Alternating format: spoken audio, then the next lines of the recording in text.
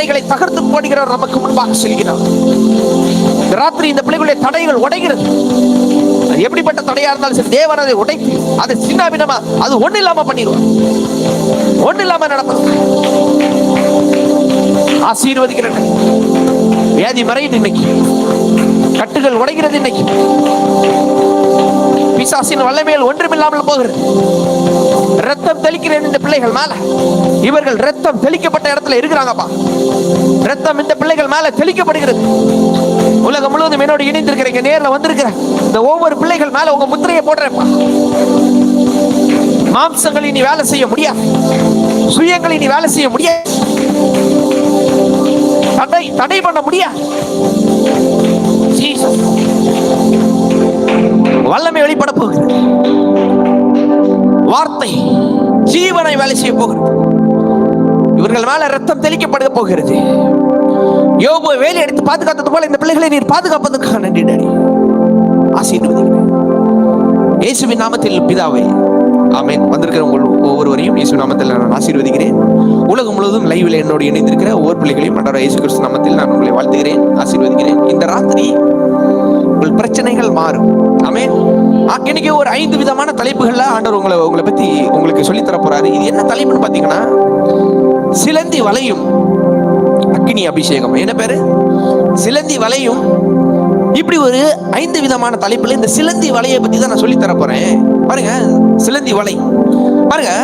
நீதிமொழிகள் 30:28 இப்படி சொல்லுது பாருங்க. நல்லா கவனிச்சுக்கோங்க. இன்னைக்கு ஒரு பெரிய சத்தியம், சிலந்தி வலைங்கிற ஒரு பெரிய சத்தியம் பைபிள்ல இருந்து இன்னைக்கு நான் உங்களுக்கு எடுத்து காட்ட போறேன். பாருங்க, நீதிமொழிகள் 30:28, தன் கைகளினால் வலையை பின்னி அரசர் அரண்மனைகளில் இருக்கிற சிலந்தி பூச்சி. பாருங்க, சிலந்தி பூச்சி எங்க இருக்குதுன்னா அரச அரண்மனையில இருக்குதான்.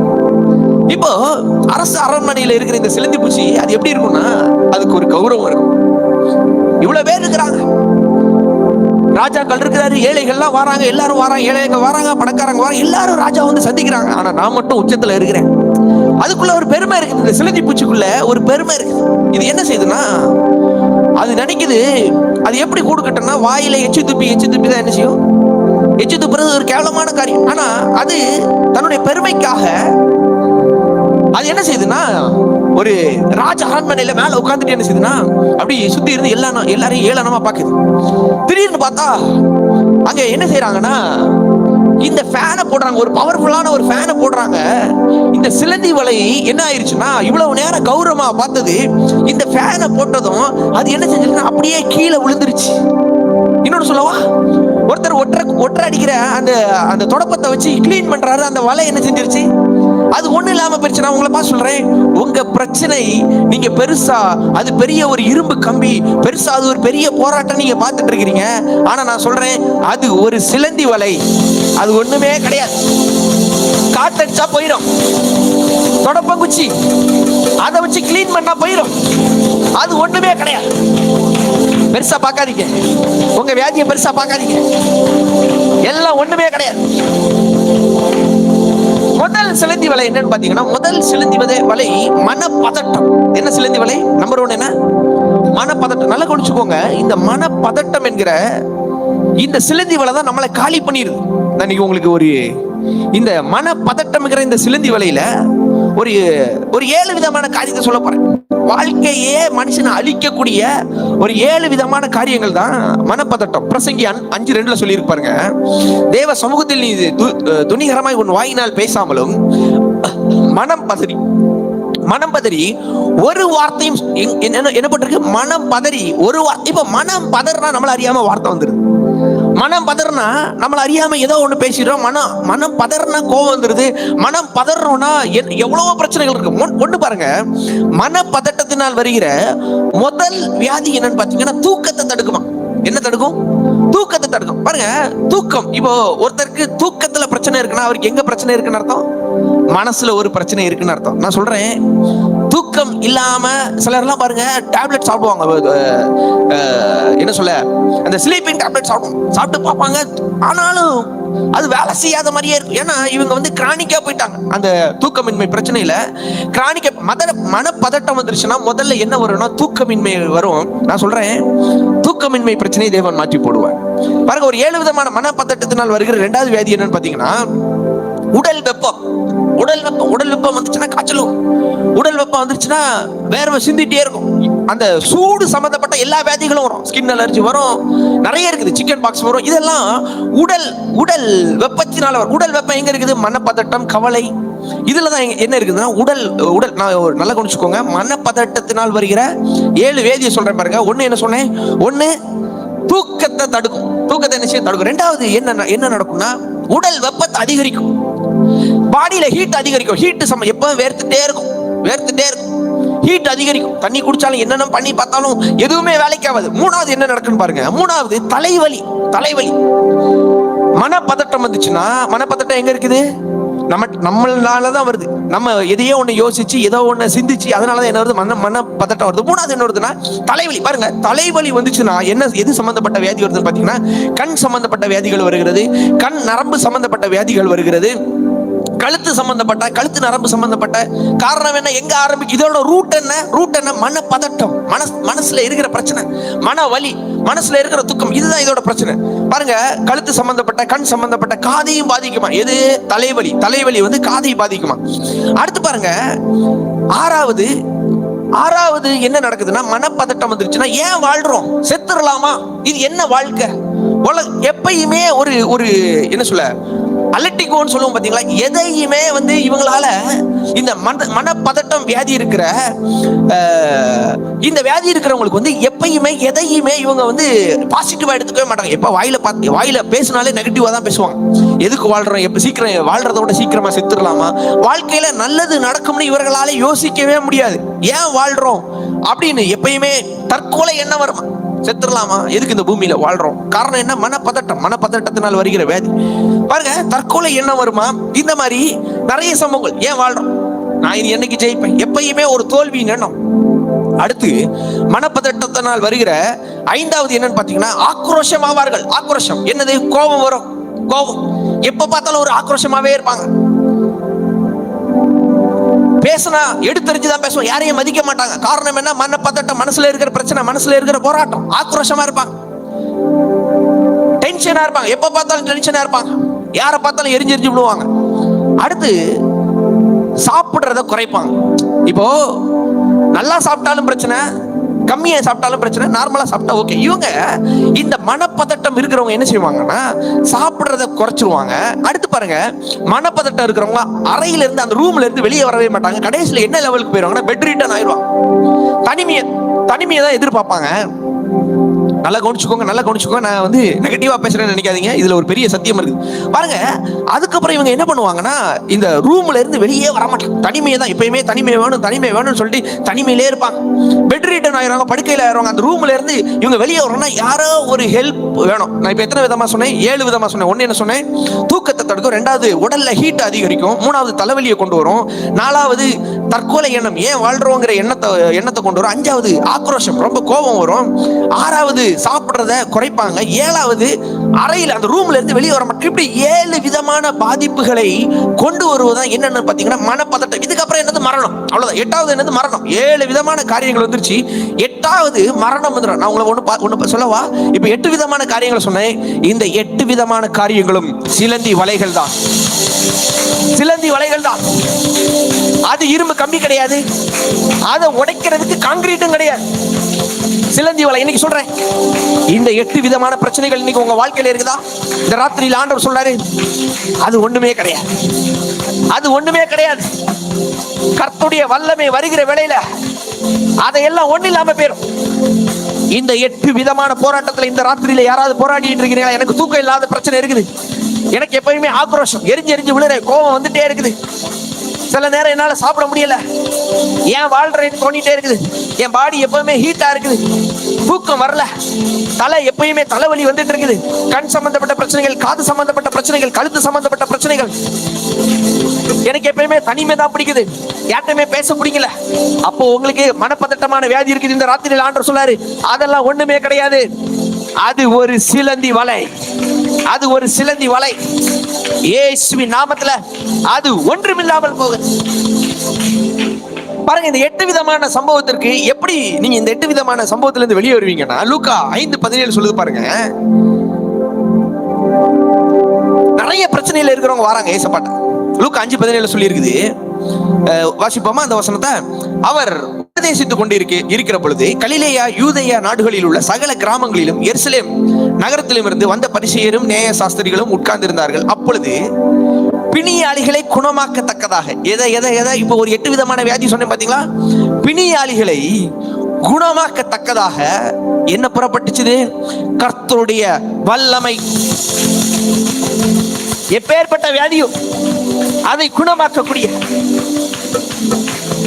இந்த 8 விதமான பிரச்சனை. இது பெருசு பெருசு பெருசு நீங்க பார்த்துட்டு இருக்கீங்க. டாக்டர் சொல்றாங்க இதெல்லாம் ரொம்ப பெருசு, இதுல இருந்து வெளியே வர முடியாது, வருஷ கணக்குல மாத்திரை சாப்பிட்டுட்டே இருக்கணும், இதுல இருந்து வெளியே வரவே முடியாது. ஆனா ஆண்டவர் சொல்றாரு அது ஒரு சிலந்தி வலை. மனப்பதட்டம் என்கிறது ஒரு சிலந்தி வலை. அது ஒண்ணுமே இல்லை. அது ஈஸியா இயேசுவின் நாமத்துல நீங்க வெளியே வந்துருவீங்க. அடுத்து முதல்ல என்ன சொன்னேன்? என்ன சொன்னேன்? மனப்பதட்டம் என்கிற சிலந்தி வலை. அதுக்கு ஒரு 8 விதமான காரியங்கள் சொன்னேன். அது மரணம் வரைக்கும் வந்துருது பாருங்க. லேசா ஆரம்பிக்கும். எங்க இருந்து ஆரம்பிக்கும்? முதல்ல தூக்கத்துல சின்ன பிரச்சனை வரும், அப்புறம் தலைவலி வரும், அப்படி கொஞ்சம் கொஞ்சமா வந்து அப்படியே எங்க வரைக்கும் வந்துருது? கடைசியில அறையில ரூம்ல பெட்ரீட்டன் ஆகிற வரைக்கும் படுக்க வச்சிரும். ஆனா பிரசன்னம் அதை சரி பண்ணிடும். அதான் சொல்லி இருக்குது, அப்பொழுது பிணியாளிகளை குணமாக்கத்தக்கதாக கர்த்தருடைய வல்லமை விளங்கிட்டு. அப்போ இந்த நீங்க இப்ப இந்த கடைசியா இந்த மரணம் என்கிற லெவல்ல கூட வந்து நிக்கலாம். ஆனா தேவனை சரியா புரிஞ்சுக்கிட்டீங்கன்னா, கரெக்டா தேவனுடைய பிரசன்னத்துல நீங்க வந்துட்டீங்கன்னா, அது பெரிய இரும்பு கம்பி கிடையாது. இரும்பு கம்பியை வளைக்கிறது கஷ்டம்.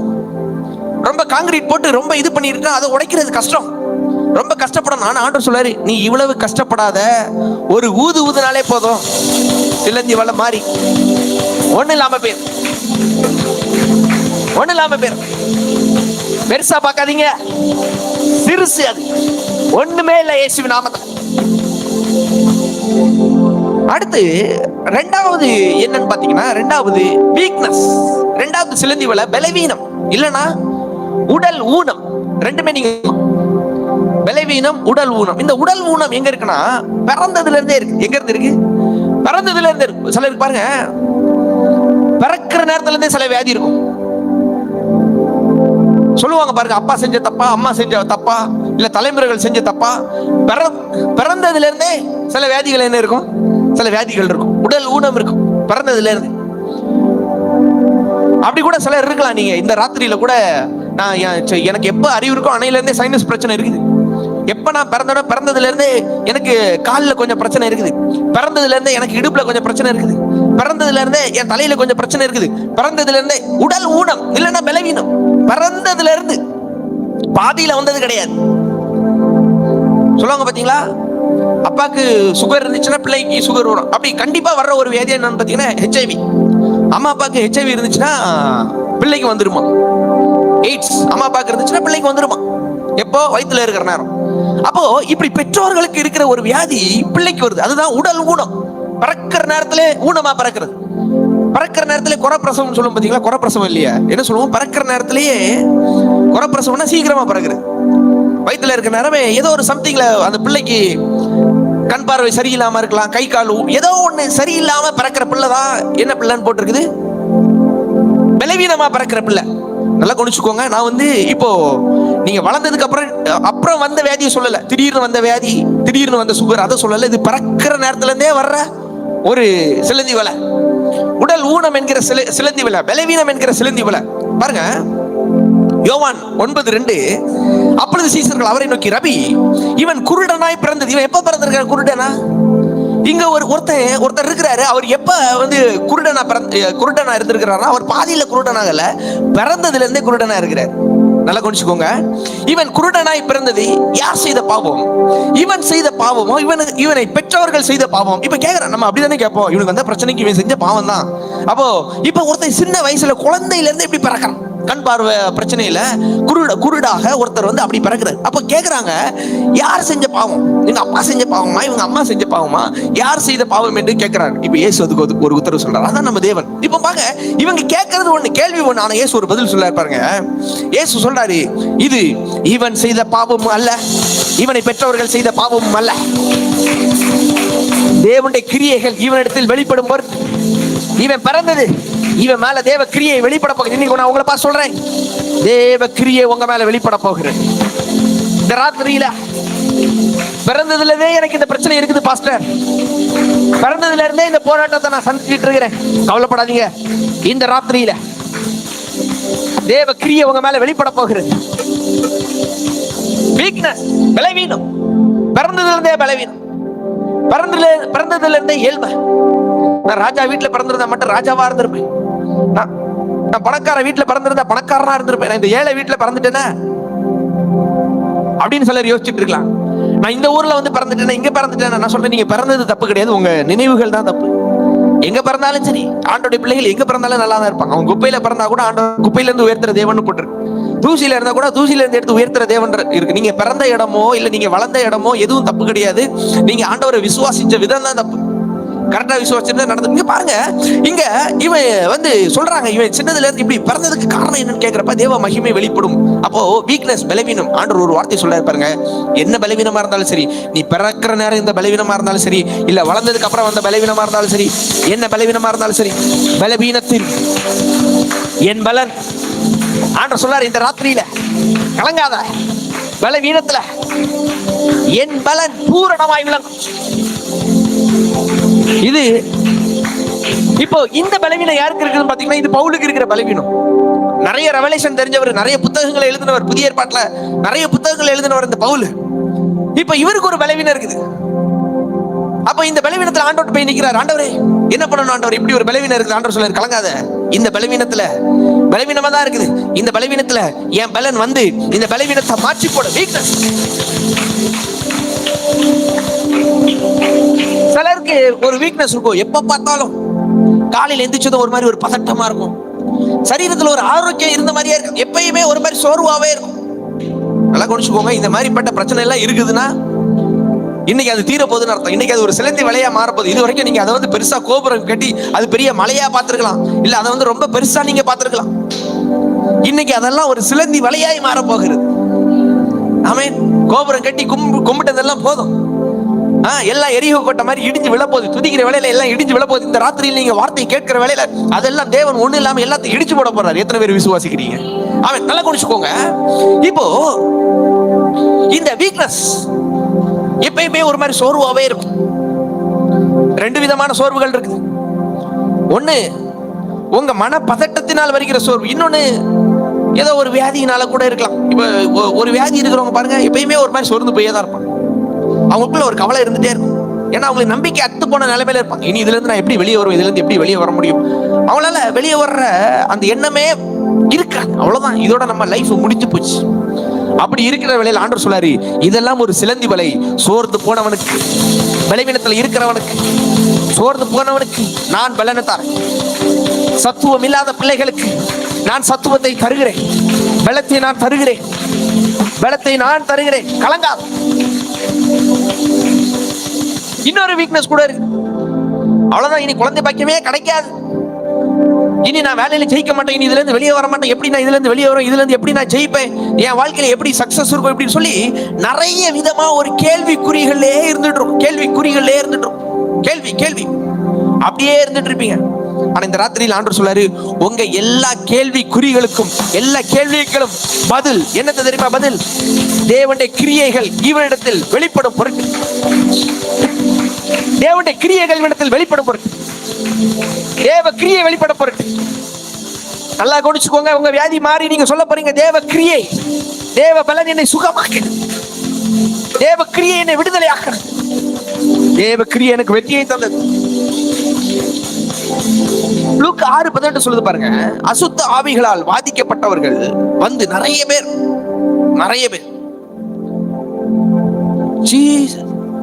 பாருங்க. லூக்கா 6:18 சொல்லுது, அசுத்த ஆவிகளால் வாதிக்கப்பட்டவர்களும் வந்து ஆரோக்கியம் அடைந்தார்கள். என்ன விதமா இருக்கு? அசுத்த ஆவியோ, எப்படிப்பட்ட ஆவியோ, அசுத்த ஆவிகளால் வாதிக்கப்பட்டவர்கள் வந்து ஆரோக்கியம் அடைந்தார்கள். 19வது வசனம் நல்லா கவனிச்சுக்கோங்க. நான் என்ன சொன்னேன்னா வல்லமை பத்தி சொல்றேன். வீக்னஸ்னா பலவீனம். எப்படி உங்களுக்கு சொல்றது? இப்போ நம்ம வீட்டுல சில நேரம் கரண்ட் கட் ஆகிற நேரம் லோ வோல்டேஜ் இருக்கும் பாருங்க. லோ வோல்டேஜ் இருக்கிற நல்லா ஃபாஸ்டா ஓட்டின ஃபேன் என்ன ஆயிரும்னா ரொம்ப ஸ்லோவா ஓட ஆரம்பிச்சிடும். நல்ல பிரைட்டா எரிஞ்ச லைட் என்ன ஆயிரும்? அப்போ அந்த பவர் கம்மியானதோ, பவர் என்ன செஞ்சிருது? கம்மியா. இங்க என்ன சொல்லி இருக்குது? இவன் இப்படி பிறந்ததுக்கு காரணம் பவர். என்ன பிரச்சனை? பவர் தான் பிரச்சனை. அந்த பவர் வெளிப்படப்படுது. அதான் இங்க போட்டிருக்கு பாருங்க. லூக்கா 6:19 சொல்லுது, அவரிடத்துல இருந்து வல்லமை புறப்பட்டு. யாரிடத்துல இருந்து? அப்போ உங்க சரீரத்துல ஒரு பவர் கிடைக்கும், உங்க பொருளாதாரத்துல ஒரு பவர் கிடைக்கணும். அது இந்த வார்த்தையை கேட்க கேட்க பவர் கிடைக்கும். ஜெபிக்க ஜெபிக்க என்ன செய்யும்? பவர் கிடைக்கும். ஜெபிக்க ஜெபிக்க என்ன வரும்? வல்லமை வரும், பவர் கிடைக்கும். ஆமென். பவர் சொல்லுங்க, பவர், வல்லமை. வல்லமை இந்த ராத்திரியில தேவன் எனக்கு தரப்போகிறார். வல்லமை எனக்கு வெளிப்பட போகிறது. ஆமென். பாருங்க, ஒரு சிஸ்டர் காஞ்சிபுரத்துல இருந்து ஒரு சிஸ்டர் வந்து எனக்கு ஃபோன் பண்ணியிருந்தாங்க. அவங்க பிறந்ததுல இருந்தே அவங்க ஸ்கின் வந்து எப்பயுமே அந்த ஸ்கின் வந்து ஒரு மாதிரி ஒரு ஸ்கின் டிசீஸ்னால பிறந்ததுல இருந்து பல வருஷங்களா அந்த ஸ்கின் வந்து ஒரு மாதிரி ஒரு ஸ்கின் அலர்ஜி. எப்ப என்ன செஞ்சாலும் கொஞ்ச நாள் அப்படி சரியாகிற மாதிரி இருக்குமா, திரும்ப வந்துடும். சரி, இப்போ நம்ம ஒரு நல்ல உங்க வீட்டு முன்னாடி ஒரு மரம் வளருது, ஒரு செடி வளருது, அது நல்லா வளர்ந்தோன்னு கட் பண்ணி விட்டுறீங்க, திரும்ப வளருது, கட் பண்ணி விட்டுறீங்க. இதே மாதிரி இவங்களுக்கு இந்த ஸ்கின் அலர்ஜி ஏதோ மருந்து போட்டா கொஞ்ச நாள் சரியாகிற மாதிரி இருக்குமா, திரும்ப அது எப்பயுமே ஒரு இது ஆகிட்டே இருக்கும், அரிப்படுத்திட்டே இருக்கும், சொரிஞ்சிட்டே இருப்பாங்க. அதனால சொரியறனால என்ன ஆகுதுன்னா அது வந்து பிளட் வந்துருது, ஒரு மாதிரி ஒரு தண்ணி மாதிரி ஒரு சீல் மாதிரி வருது. இவங்க பிறந்ததுல இருந்து எப்படியும் ஒரு அவங்களுக்கு ஒரு 28 வயசு இருக்கும்னு நினைக்கிறேன் அந்த சிஸ்டருக்கு. 28 வருஷமா அந்த பெண் அந்த கஷ்டத்தை அனுபவிச்சுட்டு இருக்கா. இன்னொரு ப்ராப்ளம் வேற இருக்குது, சேம் பீரியட் ப்ராப்ளம் இருக்கு. 2 ப்ராப்ளம் இருக்கு. 1 மந்த்லி வந்து 3 தடவையோ 4 தடவையோ அந்த பெயின் அனுபவிப்பாங்க. 2 பிரச்சனை இவங்க சரீரத்துல, 2 பிரச்சனை இருக்கு. ஒன்னு பீரியட் ப்ராப்ளம், இன்னொன்னு வந்து இந்த ஸ்கின் அலர்ஜி, 2 இருக்கு. அப்போ நம்ம லைவ் அட்டன் பண்ணிட்டு இருந்தாங்க. நம்ம பிரேயர் 100 days பிரேயர், அந்த லைவ் ஆஃப்டர்நூன் பிரேயர் அட்டன் பண்ணாங்க. அட்டன் பண்ணப்ப ஒரு நாள் எனக்கு பிரேயர் பண்ணி, பாஸ்டர் இப்படி ஒரு பிரச்சனை இருக்குது பாஸ்டர், பிறந்ததுல இருந்து இந்த ஸ்கின் அலர்ஜி எனக்கு இருக்குது, அதுக்கப்புறம் இந்த பீரியட் இஷ்யூஸ் 2மே இருக்குது பாஸ்டர், எனக்காக ஜெபம் பண்ணுங்க அப்படின்னாங்க. நான் ஜெபம் பண்ணேன். 1 கிளாஸ் தண்ணி எடுத்துக்கோங்க சிஸ்டர், நான் இப்ப பிரேயர் பண்ணி தாரேன், அதை விசுவாசிங்க, இதை விசுவாசிக்கிற அடையாளமா நான் ஜெபம் பண்ணி தாரேன், இதை குடிங்க, இது ரத்தமா மாறப்போகுது, இதுல வந்து இயேசுவின் வல்லமை, இது அனாயிண்டிங் வாட்டரா மாறப்போகுது, இதை இப்ப ஜெபம் பண்ணி குடிங்க சிஸ்டர் அப்படின்னு சொன்னேன். இது நடந்து எப்படியும் ஒரு 8 மாசம் இருக்கும்னு நினைக்கிறேன். அப்போ ஜெபம் பண்ணிட்டு குடிங்கன்னு சொன்னேன். பிறந்ததுல இருந்து இருக்கிற பிரச்சனை நல்லா கவனிச்சுக்கோங்க. அந்த ஸ்கின் அலர்ஜி பிறந்ததுல இருந்து இருக்குது. பீரியட் ப்ராப்ளம் எப்ப இருந்து வருது? எப்ப இவங்க ஏஜ் அட்டன் ஆனாங்களோ அப்ப இருந்து அந்த ப்ராப்ளம் இருக்கு. ரொம்ப வருஷமா எவ்வளவு கொடுமை அனுபவிச்சிருப்பாங்க, எவ்வளவு கொடுமையான காரியம் பாருங்க. ஆனா இவங்க 2 பேர் இருக்கிற இந்த பிரச்சனை இருக்கிறவங்களுக்கு ஒரு அக்கா வேற இருக்கு, அக்கா இருக்காங்க. என்கிட்ட கனெக்ஷன்ல இருக்கிறது இந்த அக்கா தான் கனெக்ஷன்ல இருக்கிறாங்க. அவங்க இவங்கிட்ட சொல்றாங்க, இப்படி ஒரு பாஸ்டர் இருக்காரு. இவங்க லைவ் எல்லாம் பார்த்ததே கிடையாது. யார் இவங்க தங்கச்சி, அக்கா தங்கச்சிட்டு சொல்றாங்க, இப்படி ஒரு பாஸ்டர் இருக்கிறாரு, இவர் ஜெபம் பண்ணா கண்டிப்பா ஹீலிங் நடக்கும். நான் சொல்றேன், நம்ம ஜெபிக்கிறோம், சுகத்தை தரது யாரு? ஆண்டவர் தான் தர. அந்த வழியில நடத்துறதா யாரு? கரெக்டா அந்த பவர்ங்கிற வழியில உங்க வீட்டுக்கு கரண்ட் வருது, எங்க இருந்து வருது? எங்கேயோ ஒரு இடத்துல என்ன இருக்கு? அந்த ஜெனரேட்டர்லாம் இருக்குது, அதை ஜெனரேட் பண்ற இடம் இருக்கு. அப்போ நம்ம வந்து யாரு தர்றது? ஆண்டவர் தர்றாரு. அந்த வழியில நம்ம என்ன செய்யறோம்? கரெக்டா கொண்டு வந்து கனெக்ட். ஏன்ட்ட பவர் இல்ல, நான் ஜெபிக்கிறேன், ஆண்டவர் எனக்கு சொல்லி தரதை உங்களுக்கு சொல்லி தரேன், கரெக்டா ஆண்டோட வல்லமை என்ன செய்யுது. அப்போ இப்போ இவங்க ரொம்ப வருஷத்துக்கு அப்புறமா இப்போ அந்த பல வருடங்களா இந்த கொடுமை அனுப்பிச்சுட்டு இருக்காங்க. 28வது வயசுல நம்ம கூட கனெக்ட் ஆகிறாங்க. கனெக்ட் பண்ணி அன்னைக்கு ஜெபம் பண்ணி அந்த தண்ணியை கொடுத்தேன். ஆண்டவர் இயேசு நாமத்தில் இவர்களுக்கு சுகம் உண்டாவதாக, இப்பொழுதே இந்த வியாதி மறையட்டும், இந்த ஸ்கின் அலர்ஜி இப்பொழுதே மாறட்டும், இப்பொழுதே இந்த பீரியட் ப்ராப்ளம் மறையட்டும் அப்படின்னு சொல்லி ஜெபம் பண்ணேன். 8 மாசம் ஆச்சு. அதுக்கப்புறம் இன்னைக்கு வரைக்கும் அது திரும்ப வரல. அதுதான் வல்லமை. அதான் இங்க சொல்லி இருக்கு பாருங்க, அவரிடத்திலிருந்து வல்லமை புறப்பட்டு. இவங்க விசுவாசிக்கிறாங்க, அவரிடத்திலிருந்து வல்லமை புறப்படுகிறது. அவரிடத்திலிருந்து வல்லமை புறப்பட்டு எல்லாரையும் குணமாக்கினபடியினால் ஜனங்கள் யாவரும் அவரை தொடும்படி வந்தார்கள். பாருங்க, இதுவரைக்கும் தொடுதல் இல்லாம இருக்கிறாங்க. என்னது இதுவரைக்கும் தொடுதல் இல்ல? 28 வருஷம் ஆண்டவர் தெரியுமா? தெரியும், ஆனா சரியா தெரியல. அதான் என் ஜனங்கள் அறியாமையினால் சங்காரமாக. இதுவரைக்கும் ஆண்டவர் தெரியுமா? தெரியும், ஆனா சரியா தெரியல. இப்ப சரியா தெரியுது. ஆமென் சொல்லுங்க. பாருங்க, உங்க வீட்டுல ஏதோ ஒரு பிரச்சனை இருக்குதுன்னா எங்கேயோ ஒரு இடத்துல பிசாசுக்கு இடம் கொடுத்துட்டு இருக்கீங்கன்னு அர்த்தம். திடீர்னு ஆகுது, திடீர்னு சரியாயிரும், திடீர்னு பிரச்சனை வருது. பாருங்க, நம்ம சர்ச்சில் இருக்கிற யாருக்கும் அப்படி வரக்கூடாது. ஆமென், யாருக்கும் வராது. அப்படி நீங்க வருதுன்னா எங்கேயோ ஒரு இடத்துல பிசாசுக்கு என்ன செஞ்சுட்டு இருக்கிறீங்க? இடம் கொடுத்து. எங்கேயோ ஒரு இடத்துல அவிசுவாசத்துக்கு இடம் கொடுத்துட்டே இருக்கிறீங்க. ஏதோ ஒரு இடத்துல வைராக்கியம் வைக்கிறீங்க, இல்ல ஏதோ ஒரு இடத்துல மன்னியாம இருக்குது, ஏதோ ஒரு இடத்துல கோபம் இருக்குது, ஏதோ ஒரு இடத்துல நம்ம என்ன செய்யறோம்? பிசாசுக்கு இடம் கொடுக்கும். இங்க பாருங்க, இப்ப ஆண்டவருக்கு வல்லமை புறப்படுதுன்னு தெரிஞ்ச உடனே எல்லாரும் தொடர்றதுக்கு வராங்க. யாரை தொடர்றதுக்கு வராங்க? வசனம் அப்படிதான் சொல்லுது பாருங்க. லூக்கா 6:19 சொல்லுது, அவரிடத்திலிருந்து வல்லமை புறப்பட்டு எல்லாரையும் குணமாக்கினபடினால். சொல்லுங்க. எப்படி? ஒரு சிலரையா வாசிங்க. எல்லாரையும் என்ன போட்டிருக்கு? எல்லாரையும் குணமாக்கினபடியினால். அப்ப எல்லாரும்னா இந்த இடத்துல நீங்க, உங்க பிள்ளைங்க, உங்க பெற்றோர், உங்க தலைமுறை, உங்க கணவனார் எல்லாரும் இருக்க. இந்த ராத்திரியில் உங்களை பார்த்து சொல்றேன், சுகம். இந்த ஹீலிங் சர்வீஸ்ல உங்களை பார்த்து சொல்றேன், சுகம், சுகம்.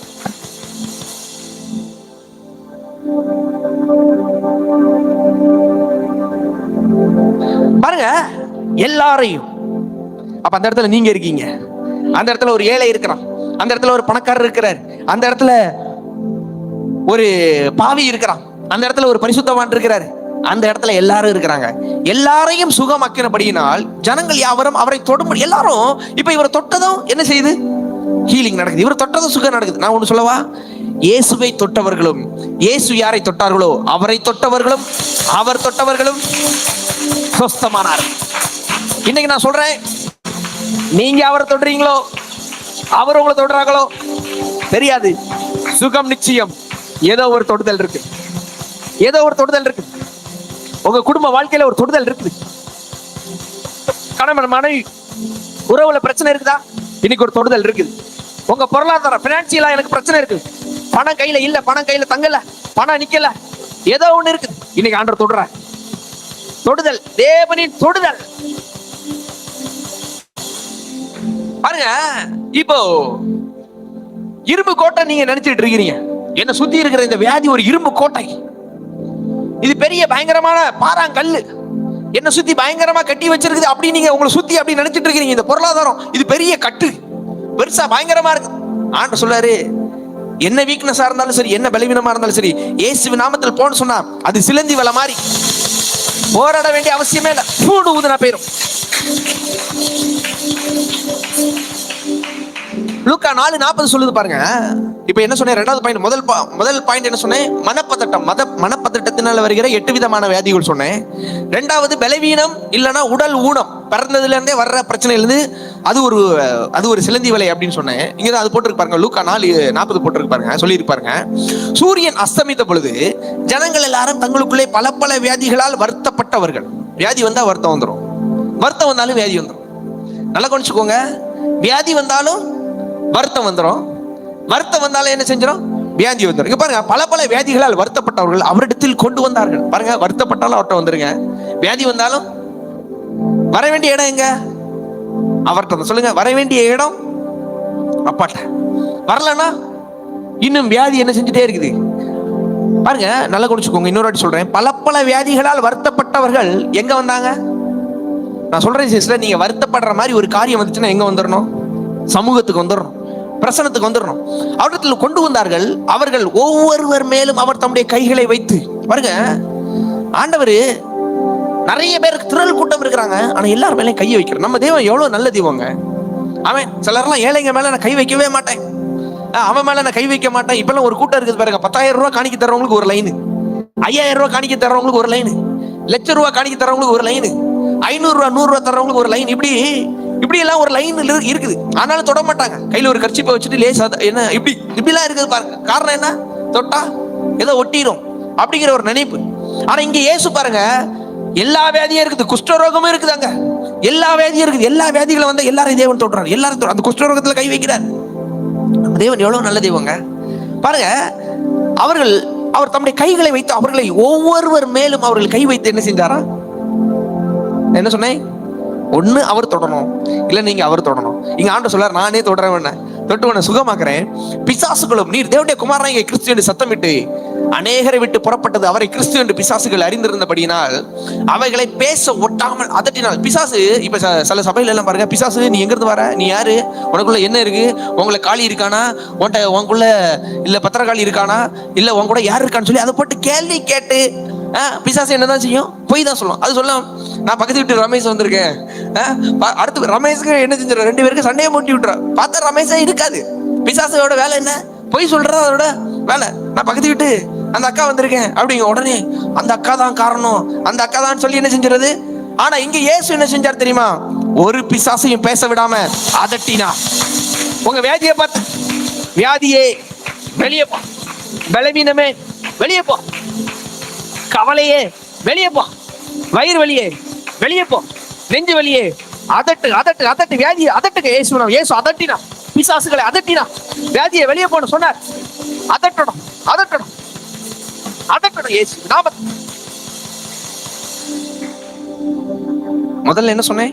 மனப்பதட்டம் என்கிற சிலந்தி வலை. இரண்டாவது பலவீனம் என்கிற சிலந்தி வலை. மூணாவது தனிமை, தனிமை என்கிற சிலந்தி வலை.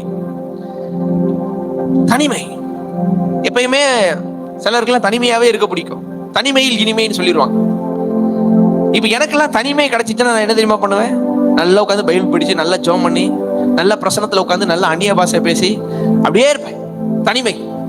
சிலருக்கு தனிமைன்னா என்ன தெரியுமா? உடனே தனிமைன்னு கிடைச்சிச்சுன்னா மொபைல் நல்ல சிலர்லாம் தூங்குறவங்க இருக்காங்க. தனிமை எப்படா தனிமை கிடைக்கும் தூங்குறவங்க சில பார்ட்டிகள்லாம் இருக்கிறாங்க.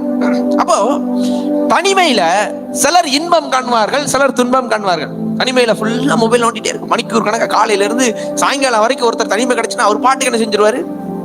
மொபைல் என்ன செஞ்சுட்டு இருப்பாரு. நான் ஸ்கூல் படிக்கிற நேரம் அப்படிதான். 11th 12th அந்த நேரம் ஸ்கூல் படிக்கிற நேரம் ஃபேஸ்புக் காலையில ஆரம்பிச்சேன்னா ராத்திரி வரைக்கும். அப்பதான் ஃபேஸ்புக், அப்ப வாட்ஸ்அப்லாம் கிடையாது. அப்ப ஃபேஸ்புக் தான் காலையில இருந்து ராத்திரி வரைக்கும். ஆனாலும் ஒரு கில்ட்டி இருந்துட்டு, ஐயோ நம்ம ஜெபம் பண்ணலையே, ஐயோ நம்ம பைபிள் படிக்கலையே அப்படிங்கிற ஒரு எண்ணம் இருந்துட்டே இருக்கும். அப்படி கூட நான் அடிமையா இருந்திருக்கிறேன். அதே மாதிரி சிலருக்கு வந்து தனிமையில எப்பொழுதுமே மொபைல் நோண்டணும், ஏதோ பண்ணணும். இல்ல சிலருக்குலாம் வந்து தனிமையில போன் யார்ட்டையா பேசணும், யாராவது ஒரு ஆள்கிட்ட போன் பண்ணி பேசிட்டே இருக்கும். இப்படி நிறைய பேருக்கு தனிமை. ஆனா இங்க ஒருத்தனை பாருங்க, தனிமை என்கிற சிலந்தி வலை. இங்க பாருங்க, ஒருத்தர் இருக்கிறாரு பவுல். 1 தெசலோனிக்கர் 3:1 சொல்லுது பாருங்க. 1 தெசலோனிக்கர் 3:1, நாங்கள் இனி பொறுத்திருக்க கூடாமல் அத்தேனே பட்டணத்தில் தனித்து விடப்படுகிற. ஒரு பட்டணத்துல பவுல தனிச்சு விட்டு இருக்கிறாங்க. அவர் சொல்றாரு, நான் தனித்து விடப்பட்டது நல்லது. நான் சொல்றேன், உங்க தனிமையில ஆண்டவருக்கு நல்லதுன்னு சொல்லுங்க. ஆண்டவர் நம்ம 2 பேரும் உறவுல இருக்கா.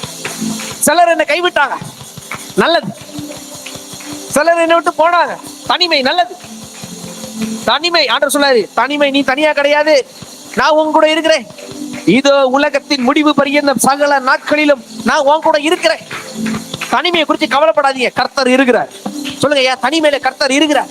அவர் என்னை விட்டு விலகாதவர், அவர் என் கூட இருக்கிறார். தனிமையில தேவன் என் கூட இருக்கிறார். உலகத்தின் முடிவு பரியந்தம், கடைசி பரியந்தமும் என் கூட இருக்கிறார். பவுல் சொல்றாரு, தனிமை. அந்த 8 விதமான வியாதிகள்ல ஒரு வியாதி என்ன சொன்னேன்? அதுலயுமே ரூம்ல தனியா உட்கார்ந்து அடைப்பட்ட லெவல்ல இருக்கிறது என்னது? தனிமை. அதே மாதிரிதான் இங்கேயும் ஒரு பாயிண்ட், தனிமை. தனிமை குறிச்சு கவலைப்படாதீங்க. தனிமை இல்லை, நீங்க அப்பா கூட இருக்கிற. தனிமை கிடைச்சிச்சுன்னா நல்ல தேவ பிரசனத்தை அனுபவிங்க. நல்ல தேவ பிரசனத்துல இருங்க. தனிமையில தேவன் உங்களுக்கு இனிமை தருவார். ஆமென். தனிமையில நம்ம இனிமை தெரிஞ்சு எதையே தேடி என்ன செஞ்சிடக்கூடாது, போயிடக்கூடாது. யோவான் 14:18 சொல்லுது பாருங்க, நான் உங்களை திக்கற்றவர்களா விடேன். ஆண்டு சொல்றாரு, ஒன்ன நான் தனிமையில திக்கற்றவனா விட மாட்டேன். ஆமென். சிலர் நம்ம நம்பி உனக்கு 10,000 ரூபாய் தந்துடுறேன் அப்படின்றான். ஆனா பார்த்தா திக்கற்றவர்களை விட்டார்கள். ஒரு ஆபத்து சூழ்நிலையில கேட்டிருப்பீங்க இல்ல, ஏதோ ஒண்ணு செஞ்சிருப்பீங்க. திக்கற்றவர்களா என்ன செஞ்சிருவாங்க, விட்டுருவாங்க. சிலர்லாம் நீங்க கேட்கவே மாட்டீங்க, பிராமிஸ் பண்ணி. எனக்குலாம் நிறைய பேர் பாஸ்டர் இந்த இருக்கு பாஸ்டர், கையிலே வச்சிருக்கேன் பாஸ்டர். திக்கற்றவர்களாய் நான் அதை நம்ப மாட்டேன். ஏன்னா நான் என் நம்பிக்கை எப்பயுமே, என் பொருளாதாரத்துல எப்பயுமே என் நம்பிக்கை யார் மேலதான் இருக்கும். ஏன்னா நிறைய பார்த்துட்டேன், உலகம் முழுவதுல இருந்து நிறைய பார்த்துட்டேன். மாசம் தசமாக உங்களுக்கு தான் பாஸ்டர் அனுப்புவேன். ஒரு 2 மாசம் வரும், அப்புறம் என்ன செய்யாது. ஆனா சிலர்லாம் அப்படி இருப்பான். ஆனா சிலர் அப்படியே ரெகுலரா அனுப்புறாங்க பாருங்க. அவங்க லைஃபை பாக்குறேன், ஆண்டவர் கரெக்டா அவங்களை என்ன செய்யறாரு. அது மாதிரி உறவுகள், வாழ்விலும் தாழ்விலும் இன்பத்திலும் துன்பத்திலும் சொல்லி நான் இவங்களதான் கல்யாணம் பண்ணி இவங்க கூட தான் இருப்பேன்னு சொன்னவங்க பாதியில என்ன செஞ்சிருவாங்க. குடும்பத்துல பிரச்சனை வருமானு கேட்டா வரும், கண்டிப்பா வரும்.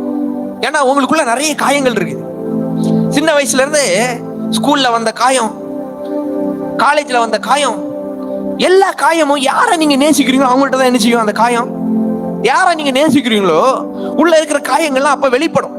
ஆனா நீங்க ஆண்டவரோட உறவுல இருந்தீங்கன்னா அந்த காயம் என்ன செய்யாது, வெளிப்படாது. அப்போ ஏன் நமக்கு கணவன்கிட்ட நிறைய பிரச்சனை வருது, ஏன் நமக்கு மனைவிட்ட நிறைய பிரச்சனை வருதுன்னா, பிறந்ததுல இருந்தே உள்ள இருக்கிற காயங்கள்லாம் என்ன செய்யும், பொங்கும். இன்னொன்னு சொல்லவா, உங்க மனைவி உங்களை திட்டுறாங்களா, ரொம்ப நல்லது. உங்க கணவன் உங்களை திட்டுறாங்களா, ரொம்ப நல்லது. ஏன்னா உங்களை கேள்வி கேட்கறதுக்கு ஒரு ஆள் இல்லைன்னா, தகப்பன் இல்லாத பிள்ளைகள் வேசியின் பிள்ளைகள் போட்டிருக்க மாதிரி உங்ககிட்ட கேள்வி கேட்கறதுக்கு ஒரு ஆள் இல்லைன்னா எப்படி நடப்பீங்க? உங்க பிள்ளைய ரோட்ல கூட்டிட்டு போறீங்க, ஹைவேல கூட்டு போறீங்க, நீங்க வண்டி எதுவும் வராத இடத்துல உங்க பிள்ளைய ஃப்ரீயா விட்டுருவீங்க, அது பாட்டு ஓடிட்டு போட்டோம். ஆனா இந்த ரோட்ல வண்டி வர்ற நேரம் டப்புன்னு போய் பிள்ளை கையை பிடிச்சி பாதுகாப்பா கூப்பிட்டுட்டு போறீங்க பாத்தீங்களா? இதே மாதிரிதான் கணவன் மனைவிக்குள்ள பிரச்சனை வருது இல்ல, நீங்க உங்க கணவன்கிட்ட சிலது சொல்றீங்க, அவங்க சிலது சொல்றாங்க, இப்படி மாறி மாறி உங்களை கேள்வி கேட்கறதுக்கு தேவன் யாரை வச்சிருக்கிறாரு? கணவன் மனைவி. நீ கணவன் ஒரு தப்பு பண்ணா மனைவி கணவனை என்ன செய்யணும்? கேட்கணும். கணவன் ஒரு தப்பு பண்ணா மனைவி என்ன செய்யணும்? அதுக்குதான் யாரை வச்சிருக்கிறாரு? கணவன் மனைவியா என்ன செஞ்சிருக்கிறார்? ஒரே சரீரம் தானே, ஒரே சரீரம். இந்த கைக்கு அடிச்சா இந்த கைக்கு வலிக்குது இல்ல? ஆமென். எங்க அடிப்பட்டாலும் வலிக்குது. அதே மாதிரிதான் கணவன் மனைவி மாறி மாறி கேள்வி கேட்கறதுக்கும், மாறி மாறி உங்க ஐக்கியம், ஒரு பிரச்சனை வந்தா நீங்க ரெண்டு பேரும் அதுல கலந்து ஆலோசித்து ஒரு நல்ல முடிவெடுத்து உங்க வாழ்க்கையில முன்னேற்றத்தை நோக்கி பயணிப்பதற்காக தான் தேவன் என்ன செய்யறாரு? உங்க கணவன் உங்களை ரொம்ப போட்டு ஒரு மாதிரி குறைஞ்சிட்டே இருக்கிறாரா? அப்போ என்ன அர்த்தம்னா, இன்னும் நீங்க நிறைய கத்துக்க வேண்டியது இருக்குன்னு அர்த்தம். இன்னும் நிறைய என்ன செய்ய வேண்டியது இருக்குது? லைஃபை பத்தி நிறைய படிக்க வேண்டியது இருக்குன்னு அர்த்தம். நிதானமா இருங்க, நல்லா நேசிங்க, கணவன் மனைவியை நல்லா நேசிங்க, நல்ல உறவுல இருங்க. நீங்க ரெண்டு பேரும் ஒரே சரீரம்னு வசனம் சொல்லுது. கணவனும் மனைவியும் ஒரே சரீரம்னு சொல்லுது. அந்த சரீரத்தை யாரும் பிரிக்க முடியாது. ஒருவேளை சில நேரங்கள்ல சில பிரிவுகள் வரலாம், அந்த பிரிவில் ஆண்டவரோட உறவுல இருங்க. பிரிஞ்ச எல்லாம் திரும்ப வந்து ஒண்ணு சேர்ப்பதுதான். கைத்தட்டே வரலையே, வீட்டுக்கு போறீங்களா?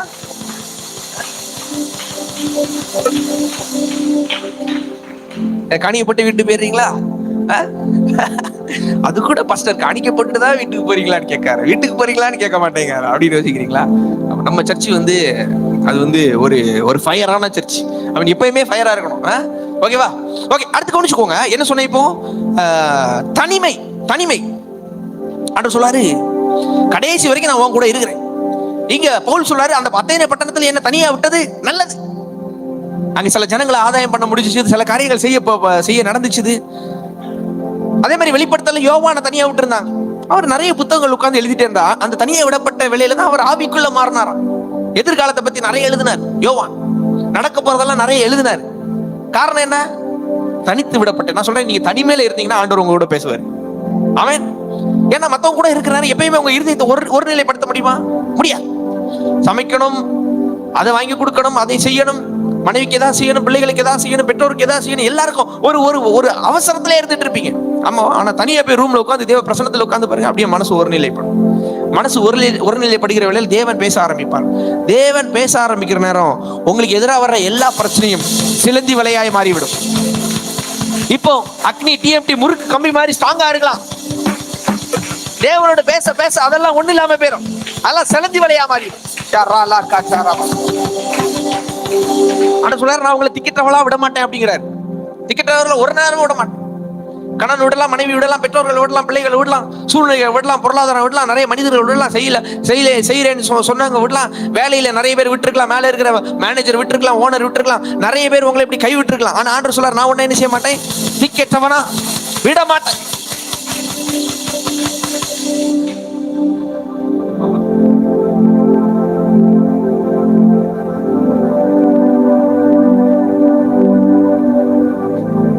ஓகே, அடுத்து பாருங்க. அடுத்து என்ன போட்டிருக்குன்னா, 3 விதமா சொன்னேன். முதல்ல என்ன சொன்னேன்? மனப்பதட்டம் என்கிற சிலந்தி வலை, அதனால் வருகிற வியாதிகள் 8 சொன்னேன்.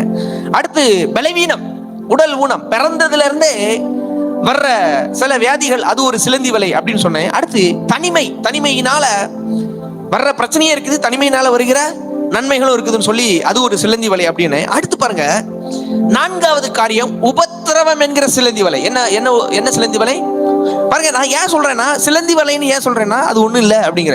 அடுத்து 4வது உபத்திரவம் என்கிற சிலந்தி வலை. இங்க ஒருத்தருக்கு உபத்திரவம் வருது. இது யாருக்குன்னு பாத்தீங்கன்னா, பேதுருக்கு ஒரு உபத்திரவம் வருது. இது பயங்கரமான உபத்திரவம், சாவு, மரணம், காலையில சாவு. என்ன உபத்திரவம்? காலையில சாவு என்கிற உபத்திரவம். பாருங்க, அப்போஸ்தலர் 12வது அதிகாரம் அந்த 4வது வசனம் பாருங்க. அவனை பிடித்து சிறையில் வைத்து, இது என்ன உபத்திரவம்? உபத்திரவம் என்கிற சிறை. அவனை பிடித்து சிறையில் வைத்து அவனை கொல்லலாம் அப்படின்னு சொல்லி என்ன செய்யறாங்கன்னா, காவல்காரங்க கிட்ட என்ன செய்யறாங்கன்னா ஒப்பு கொடுத்து, அப்பொழுது பேதுரு சிறைச்சாலையில் என்ன செய்யறாருன்னா காக்கப்பட்டு அங்க என்ன செஞ்சிருக்காரு, உட்கார்ந்துட்டு இருக்கிறாரு. அவனை சுத்தி நிறைய பேர் இருக்கிறாங்க. 6வது வசனம் போட்டிருக்கு பாருங்க. ஏரோது அவனை வெளியே கொண்டு வரும்படி குறித்த நாளுக்கு முந்தின நாள். இப்போ நல்லா கவனிச்சுக்கோங்க. இப்போ கடந்த காலம், நிகழ்காலம், எதிர்காலம். என்ன காலம் இருக்குது? 3 காலம். என்ன இருக்கு? கடந்த காலம் என்ன நடந்துச்சுன்னா, யாக்கோபுன்னு ஒருத்தர் இருந்தார். கடந்த காலத்துல யாக்கோபுன்னு ஒருத்தர் இருந்தாரு. அவரை உபத்திரவம் பண்ணி அவரை என்ன பண்ணிட்டாங்கன்னா கொன்னுட்டாங்க. யாரு? இதே ராஜா ஏரோது ராஜா கடந்த காலத்துல யார கொன்னாரு? யாக்கோபை கொன்னுட்டார். இந்த நிகழ்காலத்துல இப்ப என்ன பண்ணி வச்சிருக்கிறாரு? யாக்கோபை பிடிச்சு வச்சிருக்கிறாரு. அடுத்து நாளைக்கு என்ன காலம்? வருங்காலமா? வருங்காலத்துல என்ன செய்யணும் பாருங்க. கடந்த காலத்துல மரணம், நிகழ்காலத்துல சிறைச்சாலை, அடுத்து வருங்காலத்துல மரணம். இப்படி மூணு விதமா இருக்குது. யாக்கோபு பேதுருவோட ஜெபிக்கிறவன், யாக்கோபு பேதுருவோட தேவனோட உறவில் இருக்கிறவன். எல்லாத்துலயும் பாருங்க, பேதுருவோட நல்லா இருந்தா ஜெபிக்கிறான், எல்லாமே பண்ணுறான். ஆனா எல்லாத்தையும் பண்ணணும் பிடிச்சு கொண்டு எங்க வச்சிருக்கிற? கொன்னுட்டான். பேதுருவை விட பெஸ்டா இருந்தா பேதுருவை பார்த்து கேட்கறாங்க, யாக்கோபு ஜெபிக்கிறவன், யாக்கோபு தேவனோட உறவில் இருக்கிற, யாக்கோபு அற்புதத்தை செஞ்சா எல்லாம் செஞ்சவனை எங்க கொண்டு வச்சிருக்காங்க? கொன்னுட்டான். யாரு? வசனம் அப்படிதான் போட்டிருப்பாங்க. அப்போஸ்தலர் 12வது அதிகாரம் 1வது வசனம் போட்டிருப்பாங்க. ஏரோது சபையில் சிலரை துன்பப்படுத்த தொடங்கி யோவானுடைய சகோதரனாய் யாக்கோபை பட்டயத்தினால் கொலை செஞ்சா, கொன்னுட்டான். இப்போ இந்த பேதுரு என்ன நினைப்பாரு? நாளைக்கு நானும் செத்துருவேன். நல்லா கவனிச்சுக்கோ. உபத்திரவம் என்கிற சிலந்தி வேலையை நான் சொல்லித்தானே. உபத்திரவம் என்கிற சிலந்தி வேலை. இப்ப நாளைக்கு என்ன நடக்க போகுது? மரணம் நடக்க போகுது. நாளைக்கு நான் சாக போறேன். பாருங்க, அது யூதருக்கு பிரியமா இருக்கிறது என்று கண்டு யார? அப்போஸ்தலர்களை, சீஷர்களை கொல்றது சிலருக்கு பிரியமா. பேதுரு பிடிக்க தொடங்கி அப்பொழுது பேதுருவை பிடிச்சாச்சு. பேதுருக்கு என்ன நடக்க போகுதுன்னா, நாளைக்கு என்ன நடக்க போகுது? மரணம். என்னைக்கு மரணம்? நேத்து என்ன நடந்துச்சு? ரொம்ப அற்புதத்தை செஞ்சாரு, ரொம்ப அதிசயத்தை செஞ்சாரு, ரொம்ப தேவனுக்காக எல்லாம் செஞ்சாரு. அவர் என்ன செஞ்சுட்டாங்க? பிடிச்சு கொண்டுட்டாங்க. இன்னைக்கு என்னையும் பிடிச்சாச்சு, என்னையும் கொண்டு வந்து சிறைச்சாலையில வச்சாச்சு. நாளைக்கு நான் என்ன செய்ய போறேன்? சாக போறேன். 3 காலநிலைகளிலும் ஒரு இருட்டான வாழ்க்கையில வாழ்ந்துட்டு இருக்கிறாரு. உபத்திரவம் என்கிற வாழ்க்கையை வாழ்ந்து கொண்டிருக்கிறார். நடந்தது என்ன தெரியுமா? தேவதூதன் இறங்கி வந்தார். நீங்க ஒருவேளை உங்க வாழ்க்கையில கடந்த காலத்தை குறிச்சு பயந்துட்டு இருக்கலாம். இல்ல இப்ப நடந்துட்டு இருக்கிற இந்த காலத்தை குறிச்சு, நிகழ்காலத்தை குறிச்சு பயந்துட்டு இருக்கலாம். இல்ல எதிர்காலத்தை குறித்து கலங்கி கொண்டிருக்கலாம். நான் சொல்றேன், அது ஒரு சிலந்தி வலை. அது ஒண்ணுமே கிடையாது. ஜெபம், தேவனோடு இருக்கிற உறவு, அந்த மரணத்தின் வாழ்க்கையை ஒன்றுமில்லாமல் வேரோடு அழித்து விடும். 7வது வசனம் போட்டிருக்கு பாருங்க. அப்பொழுது கர்த்தருடைய தூதன் அங்கே வந்து நின்றார். நல்லா குடிச்சுக்கோங்க சிஸ்டர், பிரதர். உங்களை விட ஒருத்தர் நல்லா இருந்திருக்கலாம், அவரு திடீர்னு அழிஞ்சு போயிருக்கலாம். உங்களை விட பிசினஸ் நல்லா பண்ணிருக்கலாம், திடீர்னு அவர் பிசினஸ் ஒண்ணு இல்லாம டல்லா போயிருக்கலாம், ஒண்ணு இல்லாம அவர் பிசினஸ் ஒண்ணு இல்லாம ஜீரோல போயிருக்கலாம். அவருக்கு அப்படி நடந்துச்சுங்கிறனால எனக்கு இப்படி நடக்கணும்னு இல்ல. யாக்கோபுக்கு இப்படி நடந்துச்சுங்கிறனால பேதுருக்கு இப்படி நடக்கணும்னு இல்ல. உபத்திரவம் யாக்கோபுக்கு நடந்துச்சு. உபத்திரவம் யாக்கோபை கொன்னுட்டாங்க. உபத்திரவம் யாக்கோபு ஜெபித்தவர் தான், அற்புதத்தை செஞ்சவர் தான். யாக்கோபுக்கு இப்படி எல்லாம் நடந்துச்சு அப்படிங்கறனால எனக்கும் நடக்கணும்னு இல்ல. தேவதூதன் இறங்கி வருவான்.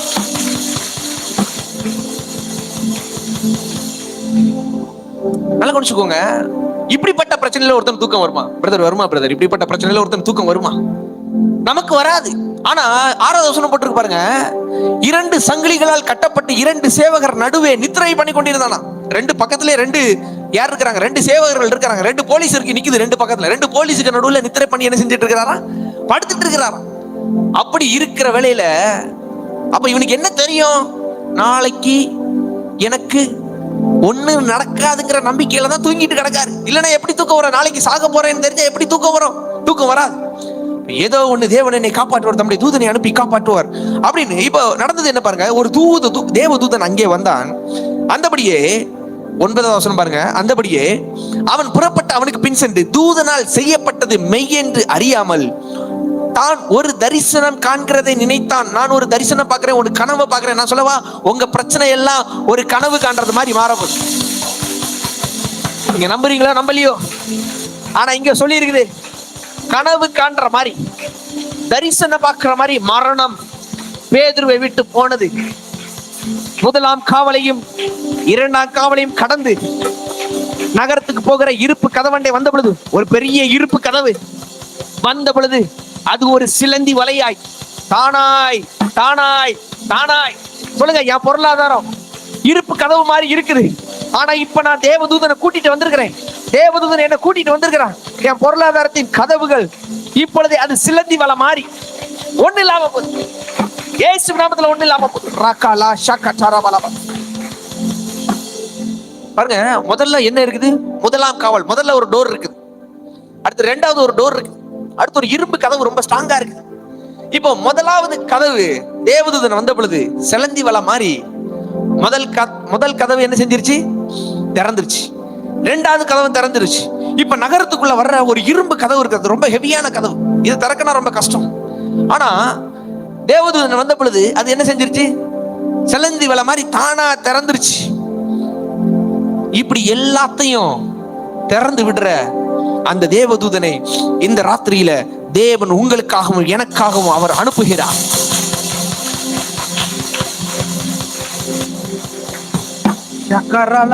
நல்லா குடிச்சுக்கோங்க. ஒரு காரியத்தை உங்களுக்கு நான் சொல்றேன்.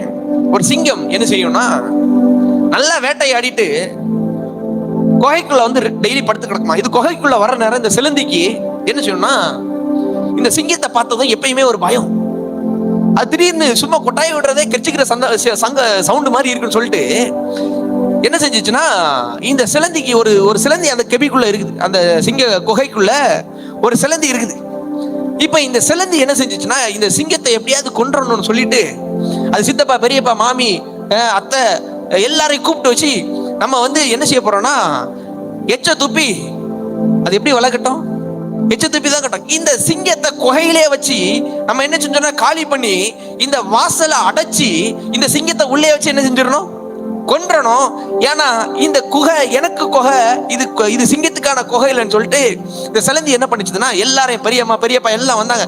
எல்லாம் வந்து ராத்திரி முழுவதுமா எல்லாரும் சேர்ந்து என்ன செய்யறாங்கன்னா, சிங்கம் படுத்து தூங்கிட்டு இருக்குது. இவங்க என்ன செய்யறாங்கன்னா, இந்த வாசல்ல ஃபுல்லா அந்த என்ன அந்த ஸ்பைடர் நெட் அது என்ன செய்யுதுன்னா கட்டுது, வலைய கட்டுது. வலைய கட்டி கட்டி கட்டி கட்டி பார்த்தா இருட்டா இருக்குது. அந்த அளவுக்கு வலைய கட்டி இருக்குது. இப்ப காலையில பார்த்தா வெளிச்சமே தெரியல, பார்த்தா அந்த அளவுக்கு என்ன இருக்குது. இப்ப எல்லா ஸ்பைடர் நின்று பாக்குது. சிங்கம் இனி என்ன செய்யாது, வெளியே போகாது, உள்ள படுத்து என்ன செஞ்சிடும், செத்து போயிடும் சொல்லிட்டு எல்லாரும் என்ன செய்யறாங்க, எல்லா ஸ்பைடரும் என்ன சொல்லுவோம் தமிழ்ல என்ன சொல்லுவோம், சிலந்தி எல்லா சிலந்தி என்ன செய்யுதுன்னா உட்கார்ந்து பார்த்துட்டு இருக்கு. சிங்கம் எந்திரிச்சு இந்த வாசல் பக்கத்துல வருது. வாசல் பக்கத்துல வந்த உடனே இதுக்கு ஒரு தும்மல் வந்த உடனே அது தும்மிச்சு பாருங்க, அந்த கட்டி வச்ச எல்லா வலையும் என்ன செஞ்சு போச்சுன்னா எல்லாமே ஒண்ணு இல்லாம போய் சிங்கம் அப்படியே வெளியே போச்சு. நான் சொல்றேன், உங்க வியாதி சிலந்தி வலை. இப்ப பெருசு பிரச்சனை பார்த்துட்டு இருக்கீங்க பாருங்க, அது சிலந்தி வலை. நீங்க நினைக்கிறீங்க இதுல இருந்து நான் வெளியே வர முடியாதுன்னு சொல்லி பெருசா கோட்டை மாதிரி கட்டை வைக்கப்பட்டிருக்குது. சிலந்தி வலை, ஸ்பைடர் நெட் அப்படின்னு ஊதுனா போதும் எல்லாம் வெளியே போய். சொல்லுங்க, ஆண்டவர் இந்த ராத்திரியில் இந்த பிள்ளைகள் மேல ஒரு அபிஷேகத்தின் காற்றை நான் ஊதுகிறேன். நல்ல கையை தட்டி வாயில் அந்நிய பாஷையை பேசி இப்ப இந்த பிள்ளைகள் மேல ஒரு காற்று ஊதப்படுகிறது. இவர்கள் மேல இருக்கிற பிரச்சனைகள் எல்லாம் ஒரு சிலந்தி வலை மாறி இப்ப ஒண்ணு இல்லாம போகுது. ஒரு காற்று fire in the name of Jesus. ஒண்ணு இல்லாம எஸ் ஆமான் நினைச்சான். மொர்தெகாயையும் எஸ்தரையும் ஒரு சிலந்தி வலை மாதிரி கட்டி காலி பண்ணிடலாம்னு நினைச்சான். ஆனா 127 நாட்டுக்கும் எல்லாரையும் யூதர்களை அழிக்கணும்னு நினைச்சு ஒரு சட்டத்தை போடுறான். ஆனா அந்த சட்டம் சிலந்தி வலை மாதிரி ஒண்ணு இல்லாம போய் ஆமான கொண்டுட்டாங்க, ஆமான தூக்குல போட்டாங்க. தேவ பிள்ளைக்கு எதிராக எவன் வேலை பார்த்தாலும் ஆளு காலி. அதே மாதிரி பாருங்க, யோசேப்பு ஜெயில், அது வந்து ஒரு சிலந்தி வலை. குழி, அது ஒரு சிலந்தி வலை. இந்த சிலந்தி வலையெல்லாம் இவன் தாண்டி வரான். வந்தது எங்க இருக்கிறான், ராஜாவா இருக்கிறான். சாரி, அவன் அதிபதியா இருக்கிறான், எகிப்துக்கு அதிபதியா இருக்கிறான். ஆண்டவர் ராஜா மாதிரி வச்சிருக்காரு, ராஜாக்கு அடுத்த ஸ்தானத்துல வச்சிருக்கிறார், அதிபதியா வச்சிருக்கிறார். கவலைப்படாதீங்க. இப்ப இருக்கிற இந்த குழி வாழ்க்கையோ, இப்ப இருக்கிற இந்த சிறைச்சாலை வாழ்க்கையோ இதெல்லாம் ஒண்ணும் இல்ல. இந்த உபத்திரவம் எல்லாம் உங்களை பெரிய ஆட்களாய் மாற்ற போகிற, ராஜாக்களை தள்ளி ராஜாக்களை ஏற்படுத்துகிறதா மாற்ற போகிறது.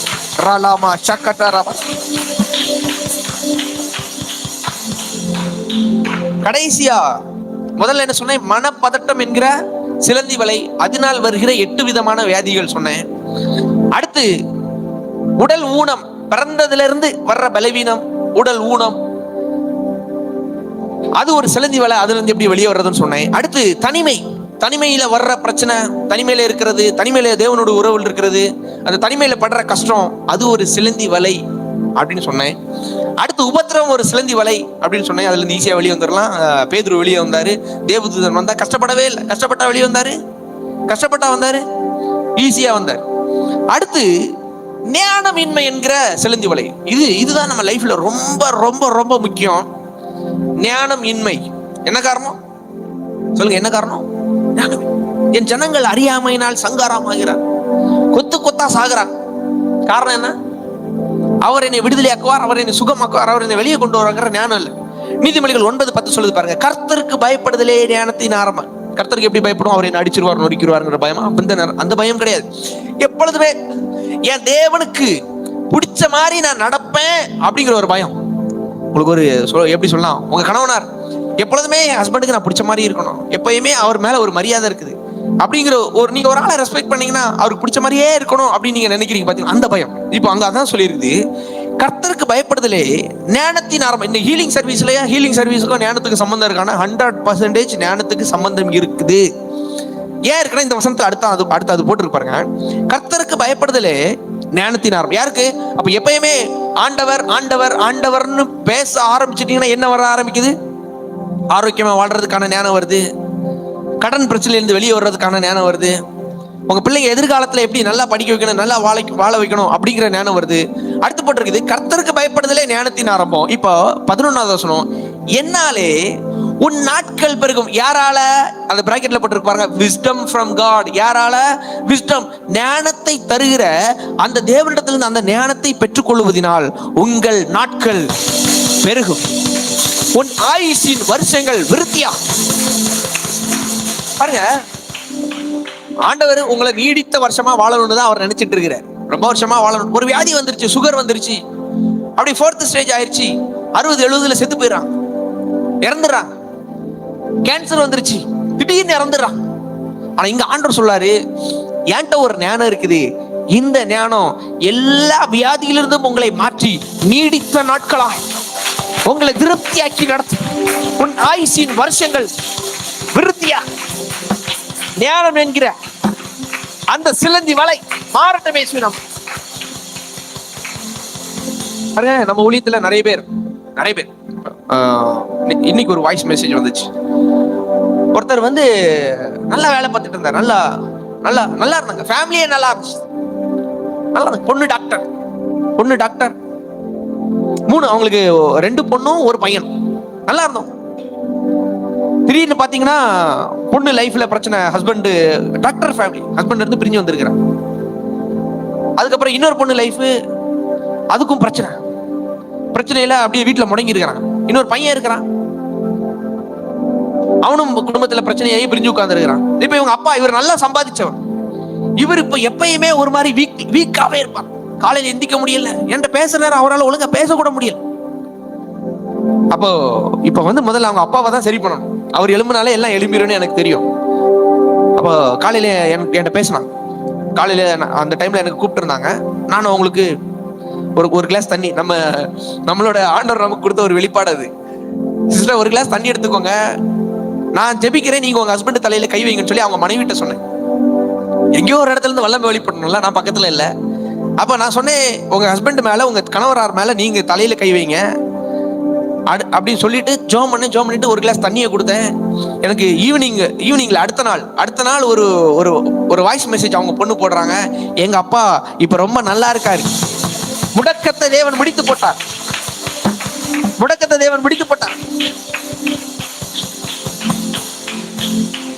நான் சொன்னேன், நான் இந்த மாசம் மே கடைசி வாரம் நான் வாரேன், நாகர்கோவில் வாரேன்.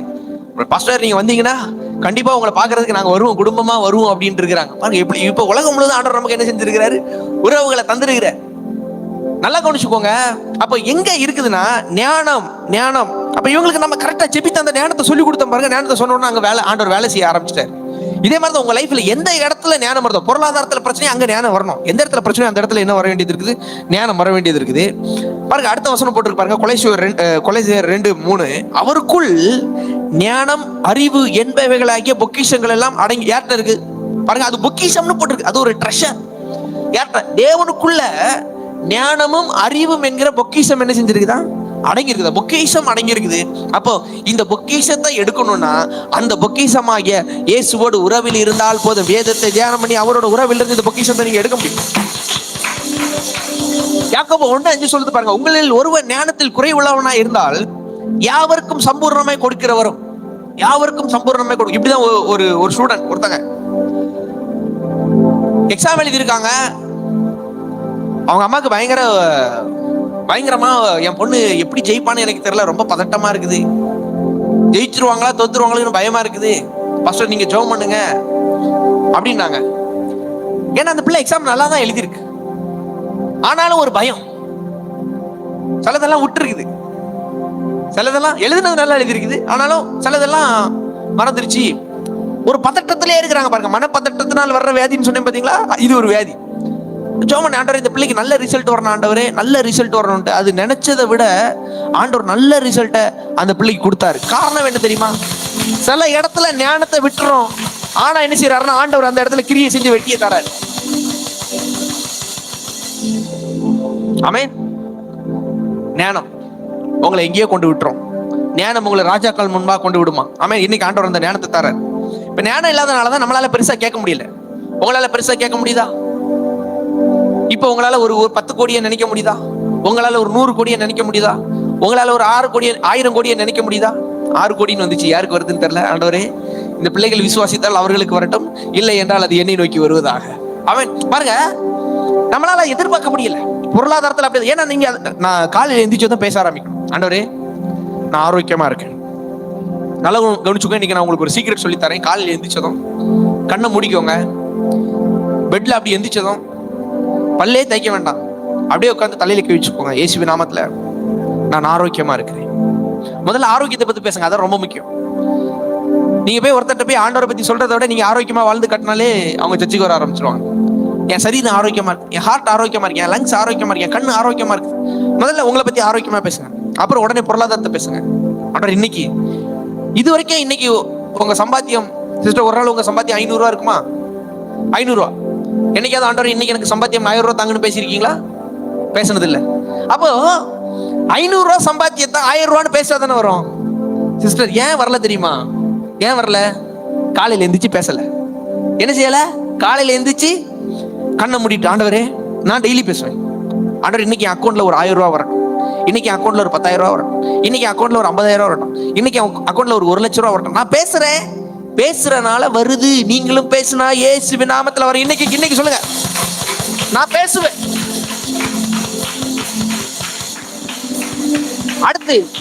அடுத்து வேற என்ன வரணும்? குழந்தை பாக்கியமா? காலையில எந்திரிச்சு பேசுங்க, ஆண்டவரே குழந்தை பாக்கியத்தை தந்ததுக்காக நன்றி, நல்ல செய்தி வருவதற்காக நன்றி. உங்க சோஃபாவை பார்த்து பேசணும், குழந்தை இல்லாதவங்க பேசணும். இந்த சோஃபால என் குழந்தை விளையாடுது, இந்த சோஃபால என் குழந்தை ஒண்ணுக்கு அடிக்குது, ஏதோ ஒண்ணு என்ன செய்யணும்? விசுவாசத்துல பேசணும். பொருளாதாரம், அப்புறம் குடும்ப உறவு, கணவன் மனைவிக்குள்ள பிரச்சனையா டெய்லி பேசணும், அட்ராக்ட் பண்ணணும், இழுக்கணும். இயேசு நாமத்துல என் கணவன் என்னை நோக்கி வருவாரா, என் மனைவி என்னை நோக்கி. பிள்ளைய பத்தி பிள்ளை ஆண்டவர் என் பிள்ளை நல்ல பிள்ளை, என் பிள்ளை ஞானத்தின் பிள்ளை, பார்க்கறதுக்கு அப்படி இருக்கா? ஆப்போசிட்டா பேச ஆரம்பிக்கணும். அப்போ காலையில எந்திரிச்சு நீங்க எதெல்லாம் பேசுறீங்களோ அதையெல்லாம் நீங்கள் உருவாக்குகிறீர்கள். ஆமென். நீங்க பேசுறதை என்ன செய்றீங்க? அதே மாதிரி ராத்திரி தூங்க போற நேரமே பேசணும், திரும்ப பேசணும். தானியேல் 3 வேளையும் ஜெபித்தாருன்னு போட்டிருக்கலாம், அப்படியே ஜெபித்தாருன்னு போட்டிருக்கலாம். ஜெபிக்கிற என்னெல்லாம் சொல்லி செஞ்சிருப்பாரு? ஆண்டவரே என்னை ஆரோக்கியமா மாத்துங்க.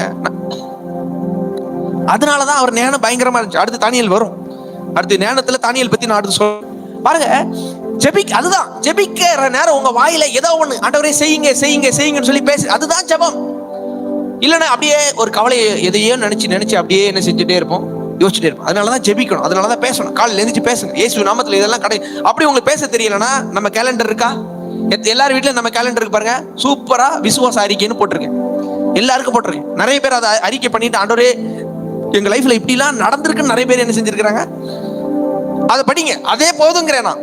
காலையில படிங்க, மதியம் படிங்க, நைட்டு படிங்க. 3 வேளை சாப்பிட்றீங்களா அதே மாதிரி 3 வேளை அதை படிங்க. படிக்கிற நேரம் உங்க வாழ்க்கை என்ன செய்யும்? மாறும். அடுத்து போட்டு பாருங்க, யாக்கோபு 1:5, உங்களில் ஒருவன் ஞானத்தின் குறைவுள்ளவனா இருந்தால் யாவருக்கும் சம்பூர்ண. பாருங்க, குறைவு இருந்துச்சுன்னா ஆண்டவர் எனக்கு செய்ய மாட்டார், எனக்கு அப்படி சொல்லல. எனக்கு தருவார், எனக்கு செய்ய மாட்டார், அவனுக்கு தருவார், அவனுக்கு செய்வார், அப்படி இல்லை. யாவருக்கும் கொடுக்கிறவர். எப்படி போட்டிருக்குது? யாவருக்கும். எப்படி கொடுப்பாரா? நல்லா கவனிச்சுக்கோங்க. ஞானம் வந்துருச்சுன்னா யாவருக்கும் சம்பூர்ணமா கொடுப்பார். அப்ப இன்னைக்கு நான் உங்களை பார்த்து சொல்றேன், யாவருக்கும் சம்பூர்ணமாய் கொடுக்கிற அந்த ஞானம் இந்த பிள்ளைகள் மேல வருவதா? ஞானம் இன்மை என்கிற சிலந்தி வலை ஓடட்டும் இயேசுவின் நாமத்தில். அழியட்டும்.